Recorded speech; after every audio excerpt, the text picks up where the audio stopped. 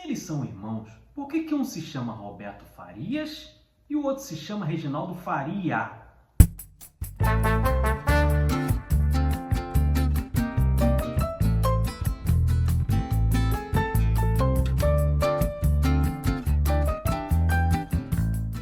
Olá, eu sou Edu Schneider do Cashback e hoje nós vamos voltar ao ano de 1962 para falar de O Assalto ao Trem Pagador, mais um filme nacional aqui no Cashback, dirigido por Roberto Farias, que a gente já trouxe aqui em Pra Frente Brasil. O filme é baseado num fato que aconteceu aqui no Rio de Janeiro em 1960, quando ocorreu o assalto ao trem pagador da Rede Ferroviária Federal, na região de Japeri. Uma curiosidade que o filme tem é que um dos roteiristas é nada mais nada menos do que Luiz Carlos Barreto, o nosso querido Barretão, um dos maiores produtores do cinema nacional, junto com a sua esposa Lucy Barreto. Nessa época ele era jornalista da revista Cruzeiro, e ele e Roberto Farias escreveram o roteiro desse filme. Dando aquela pequena sinopse que a gente sempre traz, o filme ele começa de uma forma diferente que normalmente um filme de assalto começa. Normalmente nós temos a reunião da equipe, o planejamento e aí sim o assalto. Aqui não, aqui o assalto acontece no começo do filme. E era um trem, como o próprio nome diz, era um trem pagador, que faria o pagamento dos salários dos funcionários da Rede Ferroviária Federal, e nesse dia o trem estava abarrotado de dinheiro. Por quê? Porque além dos salários,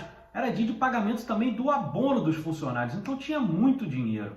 E nesse assalto eles roubaram 27 milhões de cruzeiros, a moeda da época. No elenco nós temos novamente o irmão de Roberto Farias, o nosso queridíssimo Reginaldo Faria, aqui interpretando o Grilo. Temos o Eliezer Gomes fazendo o personagem principal, o Tião Medonho, primeiro papel dele no cinema, depois a gente vai explicar até melhor sobre isso. E o restante do elenco também monumental. Nós temos Ruth de Souza, grande atriz brasileira. Temos um dos maiores atores brasileiros de todos os tempos, que é Grande Otelo, que inclusive hoje dá até nome ao prêmio da Academia Brasileira de Cinema. Nós temos Jorge Doria fazendo o delegado. Temos Helena Inês fazendo a Marta, outra grande atriz do cinema nacional. Temos Luísa Maranhão fazendo a esposa do Tião Medonho. Temos Miguel Rosenberg fazendo o Edgar. Miguel Rosenberg, que além de ator, foi um grande dublador. Fez, por exemplo, Zé Colmeia, fez o Sr. Burns dos Simpsons, grande dublador brasileiro.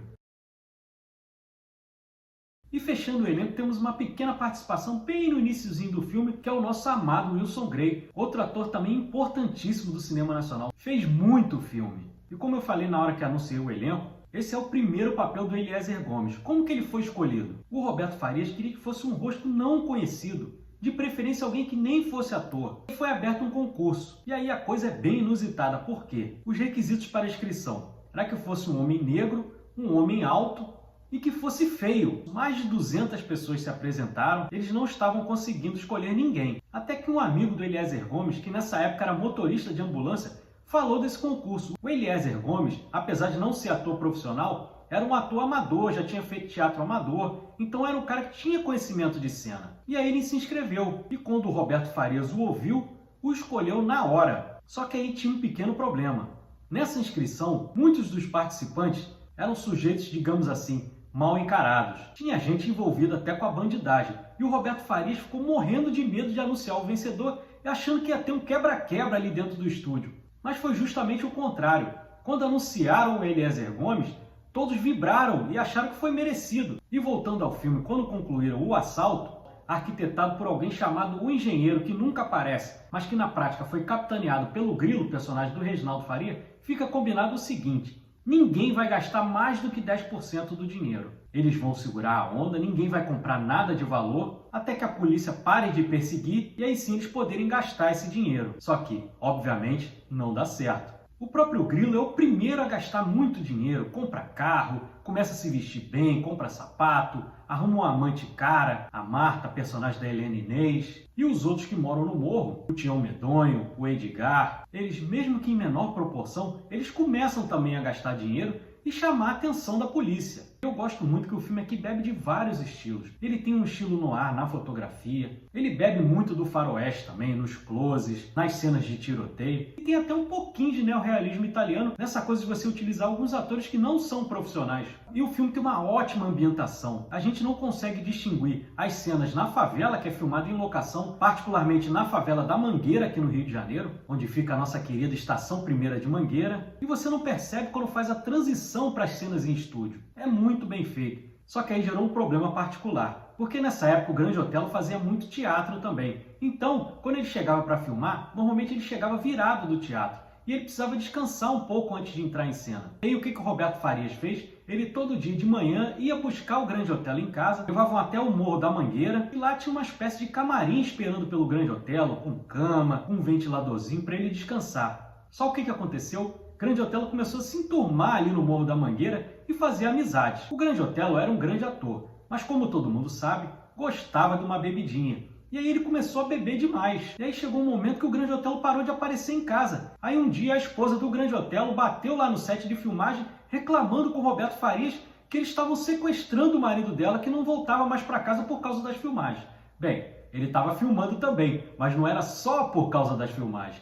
Tinha a bebidinha lá que ele gostava bastante. Mas o que é mais interessante aqui no filme do Roberto Farias é que temos o assalto como pano de fundo, mas não é só sobre o assalto. O filme ele discorre muito bem sobre desigualdade social entre essa coisa do asfalto e o morro e principalmente desigualdade racial. Tem uma fala muito importante do Grilo, personagem do Reginaldo Faria, que eles estão tendo uma discussão por conta do Grilo estar gastando o dinheiro todo e está dando pinta para a polícia. Tem um momento que ele fala para o Tião Medonho que ele pode gastar porque ele é branco, é loiro e de olhos azuis e um homem bonito, enquanto Tião Medonho mora no morro, é negro e feio e que nenhum dinheiro vai fazer ele mudar de classe social. Então é levantada uma discussão muito importante. E aí nós temos o personagem do delegado, vivido pelo Jorge Doria, outro grande ator também, que já esteve aqui em vídeo do Cashback quando a gente falou de Dama do Lotação. O delegado ele começa a perseguir a gangue, principalmente o Tião Medonho, fica na caça ao Tião Medonho, mas conforme o tempo vai passando, vai surgindo uma admiração pela figura do Tião Medonho. Porque se você olhar, apesar dele ser um assaltante, ele não é uma pessoa má. Ele é muito importante dentro da comunidade ali, é muito querido e pega esse dinheiro do assalto para fazer algumas benfeitorias para o povo ali da favela. Compra brinquedo para as crianças, leva água para quem não tem. Então é um personagem que tem muita nuance, é um personagem muito interessante. E é admirável a interpretação do Eliezer Gomes no seu primeiro papel. Fica até difícil de acreditar, porque ele está perfeito no filme. Inclusive, sou capaz de dizer que é até melhor do que o Reginaldo Faria. Mas claro, o Tião Medonho, como eu falei, tem suas nuances. Ele, por exemplo, tem duas famílias e tem uma hora que chega a ser engraçado, porque ele compra uma geladeira nova para a mulher dele oficial, vivida pela Luísa Maranhão, a Zulmira, e aí pega essa geladeira usada da casa dele oficial e leva para a amante dele, a Judite, vivida pela Ruth de Souza. E aí chega cheio de amor, trazendo a geladeira usada, dizendo que comprou em segunda mão, mas que ela funciona muito bem. Chega a ser quase até engraçado. Muita gente pode achar estranho também a questão dos diálogos, porque o filme se passa no Rio de Janeiro e você tem muitas gírias ali dos anos 60, que hoje a gente já nem conhece mais. Mas como eu sou do Rio de Janeiro, nasci nos anos 70, convivi com pessoas dessa época, eles falavam exatamente daquele jeito, então para mim não houve estranhamento nenhum. Agora eu reconheço que para quem não está familiarizado, pode soar um pouquinho estranho. Outra cena que eu gosto bastante também, já mais pro final, quando o Tião Medonho já está morrendo, está no leito de morte, ele vai conversar com o delegado, aí ele pede para chamar as duas esposas, pede para chamar os filhos. É uma cena muito bem feita. E aí eu fiquei olhando, ela me lembra muito outro filme bem famoso, que é Menina de Ouro, aquela cena da eutanásia, do personagem da Hilary Swank e do Clint Eastwood, já bem no finalzinho, quando ele vai desligar as máquinas. E aí quando ele já está saindo, eu vou até colocar a foto aí agora para vocês, tem uma leve iluminação bem no rosto da personagem da Hilary Swank. E aqui com o Tião Medonho, apesar de não ser igualzinho, também tem uma iluminação no rosto assim que o personagem morre. Eu acho as duas cenas muito bem feitas. Serve também para a gente exaltar o nosso cinema nacional, ver o quanto é bom comparado ao que há de melhor em qualquer cinema no mundo. E agora, para a gente finalizar, eu vou responder aquela perguntinha que eu fiz lá no começo. Se eles são irmãos, por que um se chama Roberto Farias e o outro se chama Reginaldo Faria?